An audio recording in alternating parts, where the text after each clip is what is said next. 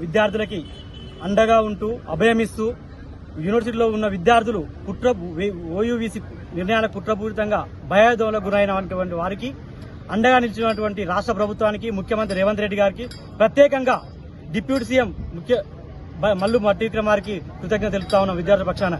ఎందుకంటే నీటి కొరత లేకున్నా కరెంటు కొరత లేకున్నా కూడా బీఆర్ఎస్ ఏజెంట్ గా మారిన ఓయూవీసీ రవీందర్ యాదవ్ విద్యార్థులు భయాందోళన నెలకొల్పి ఇక్కడి నుంచి వేకెట్ చేయాలని చెప్పిన సందర్భంలో తక్షణమే స్పందించి ఎంతో బిజీ షెడ్యూల్లో ఉన్నా గానీ గౌరవ ఉప ముఖ్యమంత్రి గారు నిరుపేద విద్యార్థి కష్టాలు తెలిసిన వ్యక్తిగా హాస్టల్లో చదువుకున్న వ్యక్తిగా ఒక విద్యావంతుడిగా తక్షణమే స్పందించి అందరికీ అండగా నిలిచినందుకు ప్రత్యేక ధన్యవాదాలు తెలుపుతూనే ఈ విషయాన్ని రాజకీయం చేస్తున్నటువంటి మాజీ ముఖ్యమంత్రి నియంత కేసీఆర్ నీకు ఒక విషయం గుర్తు చేయాలనుకున్నాము. ఇక్కడ ఏ సమస్య లేకున్నా కూడా 10 ఏళ్ల కాలంలో ఏనాడు కూడా ఉస్మానియా విద్యార్థుల కోసం గానీ విద్యార్థి సమస్యల పట్ల గానీ తెలంగాణ వ్యాప్తంగా ఉన్న యూనివర్సిటీల గురించి గానీ ఒకరోజు నీ మంత్రివర్గంతో గానీ సంబంధిత అధికారులతో గానీ నువ్వు ఏనాడు రివ్యూ మీటింగ్ గానీ ఎలాంటి చర్చలు జరపలేనటువంటి వ్యక్తివి ఈ రోజు నువ్వు మొసలి కన్నీరు కారిస్తే రాజకీయ లబ్ధి కోసం నమ్మే స్థితిలో విద్యార్థులు గానీ నిరుద్యోగులు గానీ తెలంగాణ సమాజం కూడా నమ్మే స్థితిలో లేరు.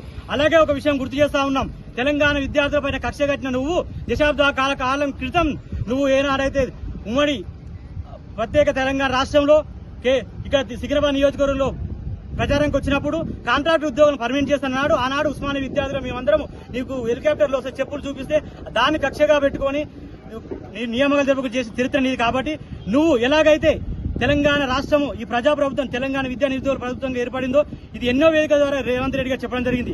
దానికి అనుగుణంగానే మళ్లీ రాబో పార్లమెంట్ ఎలక్షన్ లో తెలంగాణ వ్యాప్తంగా ఉన్న పార్లమెంట్ ఎన్నికల్లో మెజార్టీ స్థానాలు కాంగ్రెస్ పార్టీ గెలుపు కోసం మేమందరం తెలంగాణ వ్యాప్తంగా ఉన్న తెలంగాణ విద్యా నిరుద్యోగులము ప్రజలందరం చైతన్యం చేసి కాంగ్రెస్ ప్రభుత్వాన్ని గెలిపించుకోవాలని మేము చెప్తున్నాము. అలాగే నువ్వు దమ్ము ధైర్యం ఉంటే ఉస్మానియా యూనివర్సిటీకి వచ్చి చర్చిద్దాము. ఈ 10 ఏళ్ల కాలంలో ఇలా ఎన్ని నియామకాలు చేసావు, ఎన్ని నిధులు కేటాయించావు యూనివర్సిటీలకు కానీ విద్యా వ్యవస్థకు కానీ రండి, మీ కుటుంబం కానీ మీరు కానీ ఎప్పుడైనా రావచ్చు అని సవాలు ఇస్తాము. నీ చెంచాలుగా ఉన్న బాల్క సుమన్ కావచ్చు, గారి కిషోర్ కావచ్చు, ఈ విద్యార్థులు ఉన్న వాళ్ళు ఏనాడు కూడా మాట్లాడకుండా ఈ రోజు విద్యార్థి సమస్యలు ఉస్మానియా సమస్యలు గుర్తుకొస్తున్నాయి అంటాం. ఇప్పటికి కూడా మీకు సాధారణంగా ఆహ్వానిస్తాం. ఇదే ఆర్ట్స్ కాలేజ్ గడ్డ మీద మనందరం చర్చకు సిద్ధంగా ఉన్నామని చెప్తున్నాం. కేసీఆర్ గారు మీ కల్లవల్లి మాటలు నైవంతిక మాటలు ఈ తెలంగాణ సమాజం మారదు. ఇప్పటికైనా మారి ఈ ఆర్ట్స్ కాలేజ్ దగ్గర గానీ తెలంగాణ అమరవీర స్థూపమైన గన్పార్ దగ్గరకు వచ్చి క్షమాపణ కోరి ప్రతిపక్షంగా ఈ ప్రజాప్రభుత్వానికి విలువైన సూచనలు ఇస్తూ ఈ మీరు ఉండాలని మేము కోరుతా ఉన్నాం.